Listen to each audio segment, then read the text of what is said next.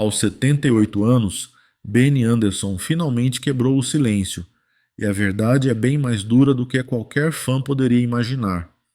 Este vídeo vai além do brilho das luzes. Ele revela a história íntima e desconhecida de quem moldou a alma de uma geração musical inteira. Mas, antes de chegar à confissão que mudou tudo, precisamos voltar ao início, onde um simples acordeon abriu caminho para um império sonoro. Enquanto mergulha nessa trajetória, respire fundo, deixe a música guiar sua mente e permita-se sentir o peso de cada nota dessa história. Dos ambientes silenciosos de gravação aos palcos do mundo, Benny Andersson atravessou a ascensão, o colapso e a surpreendente ressurreição de uma das bandas mais icônicas do pop. Mas a história que só agora ele revela não fala de bolas de discoteca ou lantejoulas brilhantes. Trata-se de exaustão, arrependimento, amores despedaçados e do silêncio doloroso que veio depois dos aplausos. Após décadas de especulações, Benny finalmente falou, e sua verdade é mais profunda, mais triste e infinitamente mais reveladora do que todos imaginavam. Antes que o mundo dançasse ao som vibrante de Dancing Queen ou se emocionasse com a melancolia de The Winner Takes It All, Benny já estava ocupado criando a base invisível de um dos legados mais duradouros da música pop. Nascido em 16 de dezembro de 1906, no distrito de Vasan, em Estocolmo, cresceu em uma família de classe trabalhadora onde a música não era carreira, mas tradição preciosa. Seu pai, engenheiro civil, e seu avô, músico autodidata, colocaram um acordeão em suas mãos quando ele tinha apenas 6 anos. Esse instrumento simples despertou nele uma fascinação por melodia e harmonia que jamais se apagaria. Ao contrário de tantos jovens que sonhavam com a fama, Benny não buscava os holofotes. Queria compreender como a música funcionava. Do rigor matemático de Bach às narrativas poéticas das canções folclóricas suecas, ensinou a si mesmo o piano de ouvido e conseguia reproduzir melodias após escutá-las uma ou duas vezes. Aos 10 anos, já animava encontros familiares e apresentações escolares, reconhecido não pela performance espalhafatosa, mas por sua sensibilidade natural em traduzir emoção em som. Em 1964, aos 18 anos, ingressou no grupo Rap Stars, considerado os Beatles suecos. Com sua chegada, o som da banda amadureceu quase de imediato. Hits como Sunny Girl e Wedding, ambos compostos por Benny, dominaram as paradas suecas. Essas vitórias iniciais não apenas mostraram sua habilidade em criar melodias memoráveis, mas também lapidaram suas competências em arranjo de estúdio e performance ao vivo. Rapidamente, Benny ganhou a reputação de cérebro musical da banda, enquanto silenciosamente desenvolvia uma compreensão aguçada dos aspectos técnicos e comerciais da indústria. Então veio uma noite decisiva em 1966. Em uma festa de amigos em comum, ele conheceu Björn Ulvaeus, integrante do grupo The Hootenanny Singers. Ambos compartilhavam o mesmo amor por harmonia, arranjos e detalhes musicais. A improvisação daquela noite resultou em uma parceria instantânea. Nos anos seguintes, os dois passaram a compor juntos, explorando estilos variados e criando canções para outros artistas suecos.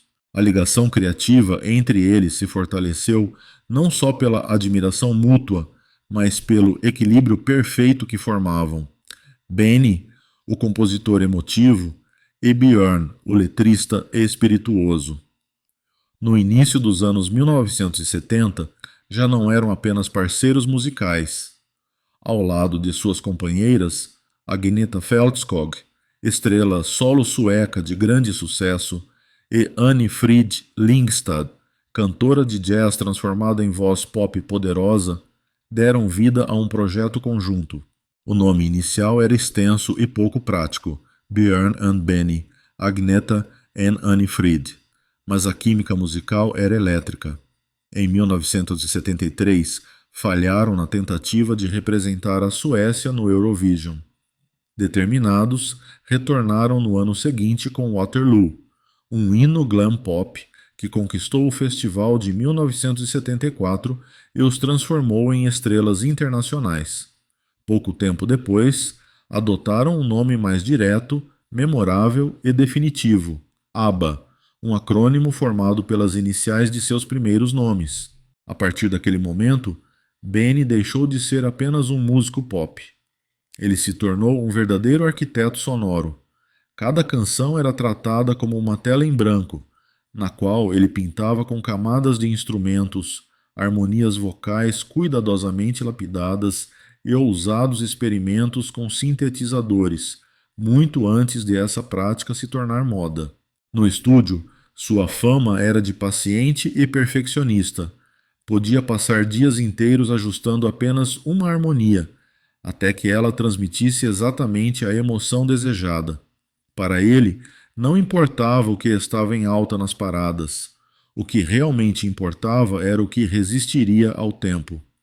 Enquanto Agneta e Frida encantavam plateias com seus figurinos cintilantes e Björn criava letras inteligentes e melancólicas, era Benny quem esculpia a camada invisível de emoção que dava profundidade à música do ABBA. Seu estilo inconfundível misturava leveza e profundidade, como se escondesse a melancolia sueca sob melodias brilhantes. Canções como Knowing Me, Knowing You e Fernando traziam exatamente essa dualidade: alegria na superfície, tristeza nas entrelinhas. Esse foi o maior dom de Benny, não apenas para a música pop, mas para gerações inteiras que encontraram algo mais profundo em músicas aparentemente simples. A verdade é que Benny não estava apenas compondo canções. Ele erguia um verdadeiro reino sonoro, onde cada acorde, cada silêncio, cada nota tinha um peso. E mesmo que os holofotes muitas vezes se voltassem para os outros, a arquitetura do som do ABBA carregava, de forma inconfundível, sua assinatura. Mas, como tantas histórias grandiosas, enquanto o grupo subia cada vez mais alto sob os olhos do mundo, internamente começava a se fragmentar. Durante boa parte dos anos 1970, o ABBA surfou uma onda de fama imparável, mas a deterioração já se insinuava, lenta e sutil, como uma casa corroída pelo tempo em vez de destruída por um incêndio repentino. A primeira rachadura surgiu em 1979, quando Björn e Agneta se divorciaram. Foi uma ruptura profundamente pessoal, que a banda tentou contornar no campo profissional. Naquele mesmo período, trabalhavam no álbum Super Trooper. As músicas continuavam carregando o brilho característico, mas as sessões de gravação já transmitiam um peso novo, difícil de ignorar. 2 anos depois, foi a vez de Benny e Frida seguirem o mesmo caminho. A relação deles, muitas vezes descrita como intensa e simbiótica, quase uma história de amor musical, havia começado em 1969, muito antes do ABBA existir. O elo nasceu da música, antes de qualquer outra coisa. Em uma entrevista de 1975, Frida chegou a dizer que Benny a entendia de um jeito que ninguém mais conseguia, mas a compreensão que fluía tão bem no estúdio não se refletia na vida real. O perfeccionismo obsessivo de Benny, que o tornava brilhante na criação musical, deixava pouco espaço para estar emocionalmente presente em casa. Frida, expansiva e sensível, começou a sentir cada vez mais a ausência. Em 1981, Benny admitiu ter se apaixonado por Mona Nurklit, uma produtora de televisão que conheceu durante um especial transmitido ao vivo. Ele contou a verdade para Frida, mas a ferida já estava aberta. A separação foi silenciosa, até profissional em sua forma, mas deixou uma cicatriz profunda na dinâmica do grupo. O último álbum de estúdio, The Visitors, lançado naquele mesmo ano, refletia claramente o frio emocional que se instalava. Faixas como When All Is Said and Done e Slipping Through My Fingers transbordavam uma dor não dita.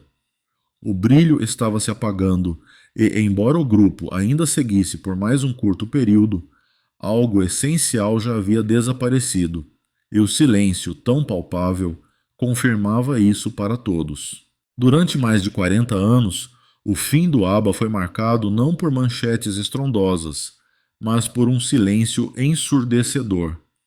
Diferente de tantas bandas lendárias que encerraram a carreira com turnês de despedida, coletivas emocionadas ou um último espetáculo catártico, o ABBA simplesmente desapareceu.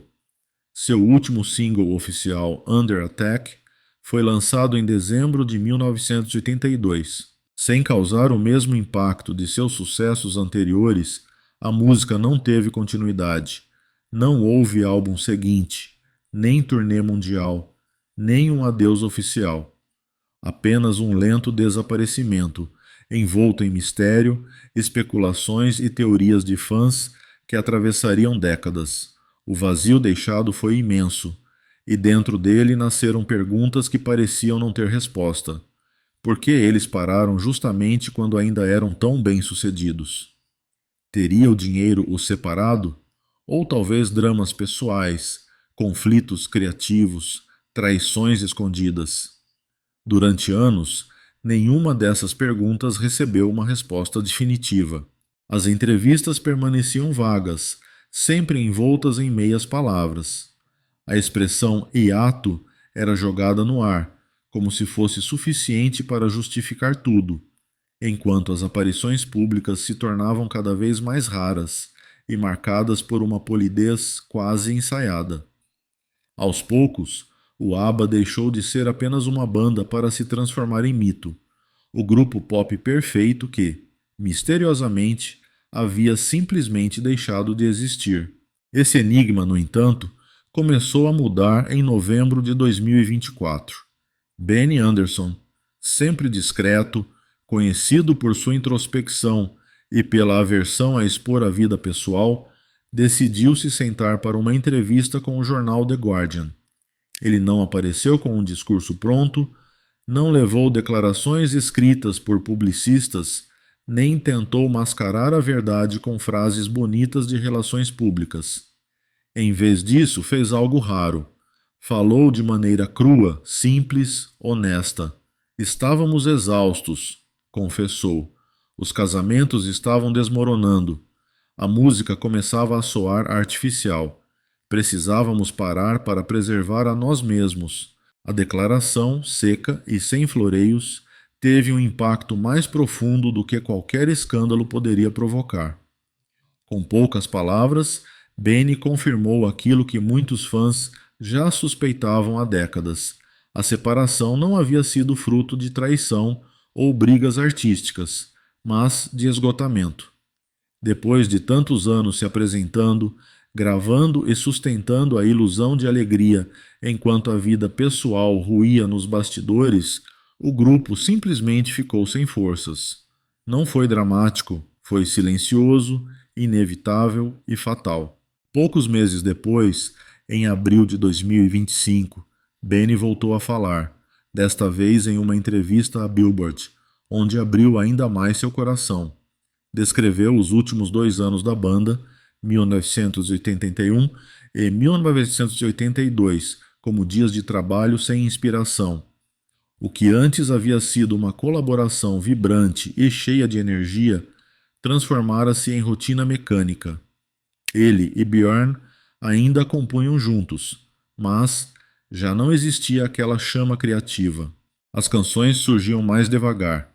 As sessões de estúdio eram curtas. Tudo começou a parecer um emprego comum, não mais uma paixão. O detalhe mais revelador, porém, foi a forma como Benny definiu a decisão de encerrar o ABBA. Ele não chamou de fracasso. Também não romantizou o fim. Descreveu-o como um desfiar inevitável. Não dava mais. Não podíamos continuar fingindo, nem entre nós, nem para nós mesmos. Essa franqueza não apenas trouxe clareza, mas também teve um efeito de cura. Por décadas, fãs haviam sentido que os últimos álbuns, como The Visitors, tinham algo diferente. Eram mais introspectivos, mais melancólicos. Faixas como One of Us, Like an Angel, Passing Through My Room e The Day Before You Came não soavam apenas tristes. Elas eram, de fato, tristes. A densidade das letras, o peso nos arranjos, tudo denunciava algo mais profundo do que simples tendências do pop. Os ouvintes captavam essa sensação, mesmo sem conseguir nomeá-la. E a confissão de Benny foi a validação definitiva. Aquela dor era real. O desmoronamento por trás do brilho não era projeção. Estava ali, pulsando nas canções. O mais marcante em suas revelações é que não havia amargura nelas. Benny não apontou dedos, não culpou Björn, Agnetha ou Frida. Falou do fim como de um ciclo natural, como uma bela máquina que havia cumprido seu papel. Fizemos o que podíamos fazer, disse. Não tínhamos mais nada para oferecer de forma honesta. Para os fãs, foi o fechamento que nem sabiam que precisavam. O mistério deixou de ser misterioso. O silêncio, enfim, tinha uma razão. E a dor que ecoava nas últimas músicas do ABBA finalmente recebeu um nome: exaustão, colapso emocional e a necessidade silenciosa de partir. E então veio o golpe mais doloroso da vida de Frida. Em 1998, sua filha, Anne Liselotte, morreu em um acidente de carro em Nova York. Tinha apenas 30 anos. A perda foi devastadora, um vazio impossível de ser preenchido. A mulher que um dia havia cantado para milhões buscou, naquele momento, o silêncio. Refugiou-se em sua casa isolada próxima ao lago de Genebra, mergulhada em luto profundo. O brilho da realeza, a fama do passado, os aplausos ensurdecedores, nada se comparava à ausência de sua filha. E foi justamente nessa escuridão que Benny reapareceu. Apesar de tudo que já havia acontecido entre eles, ele estendeu a mão. Afinal, compartilhavam um passado que ninguém mais poderia entender. Naquela reconexão silenciosa havia conforto, não em reviver os dias de glória, mas na cumplicidade de quem sobreviveu ao colapso de algo imenso. Frida, que antes precisava da luz dos palcos para se sentir vista, encontrou paz em simplesmente ser lembrada, não pelo mundo, mas por alguém que a conhecia antes de tudo. E então, contra todas as expectativas, aconteceu o impensável. Em 2018, depois de décadas de distância, o ABBA se reuniu para gravar 2 novas músicas. O anúncio chocou o mundo da música. Não apenas porque encerrava um silêncio de 36 anos, mas porque marcava o início de um dos projetos mais ambiciosos da história, ABBA Voyage. Em 2021, Benny e Björn apresentaram um álbum de estúdio completo com o mesmo nome, e Benny assumiu totalmente a produção. Mas o que realmente transformou tudo não foi o álbum em si, e sim o conceito de apresentação. ABBA Voyage não era um show comum, era uma experiência digital sem precedentes. Usando captura de movimento e tecnologia de avatares, recriaram suas versões de 1979, que passaram a se apresentar ao vivo com uma banda de 10 músicos, em uma arena construída especialmente em Londres. O espetáculo foi um sucesso avassalador. Desde a estreia em maio de 2022, já vendeu mais de 1,3 milhão de ingressos, atraindo fãs de mais de 140 países. Os avatares não apenas imitavam, mas superavam expectativas, criando uma experiência quase mágica. E como sempre, Benny esteve atento a cada detalhe de som, exigindo que tudo fosse autêntico, emocionalmente preciso e tecnicamente impecável. Talvez o mais impressionante tenha sido a recusa da banda a uma proposta de $1 bilhão por uma turnê mundial ao vivo. Eles não queriam correr atrás do brilho perdido. Preferiram redefinir a ideia de performance em seus próprios termos. Assim como Benny, os avatares não precisavam ser vistos para serem sentidos. A música sempre falou por eles e continuava falando. Agora, aos 78 anos, Benny Andersson não se esconde mais atrás de harmonias perfeitas ou paredes de estúdio. Em entrevistas recentes, tem desfeito décadas de silêncio emocional. Confessou que a música sempre foi sua fuga. Ele não sabia falar sobre dor, então a transformava em composições. Certa vez admitiu: dei minhas melhores frases às canções, não às pessoas que precisavam ouvi-las de mim. Essa frase, tão simples e crua, muda completamente a forma como entendemos sua história. Benny nunca foi frio, ele tinha medo. Medo de encarar as emoções que se escondiam em cada balada de amor, em cada canção de separação, em cada sucesso que mascarava um coração partido. E foi esse medo, esse silêncio que acabou corroendo a banda por dentro. Não houve escândalos, nem traições espetaculares, apenas fragilidade humana. Mas existe beleza na honestidade tardia, porque, ao finalmente dizer essas verdades em voz alta, Benny oferece o que o ABBA nunca conseguiu dar: encerramento. Ele nos mostra que nunca se tratou de perfeição, sempre se tratou de sobrevivência. A música não o salvou da dor, foi apenas o modo como viveram através dela. Talvez seja por isso que as canções resistem ao tempo. Não eram fantasias polidas, mas fragmentos reais, confusos, emocionais, de quatro pessoas tentando se manter inteiras. E agora, depois de tantos anos, o homem quieto ao piano finalmente nos deixou entrar. E você? Já parou para pensar como as músicas do ABBA soariam se eles tivessem enfrentado seus sentimentos de frente em vez de escondê-los atrás das melodias? Conta pra gente nos comentários. E se essa história mexeu com você, compartilhe, acompanhe e continue junto conosco em novas jornadas musicais tão intensas quanto esta.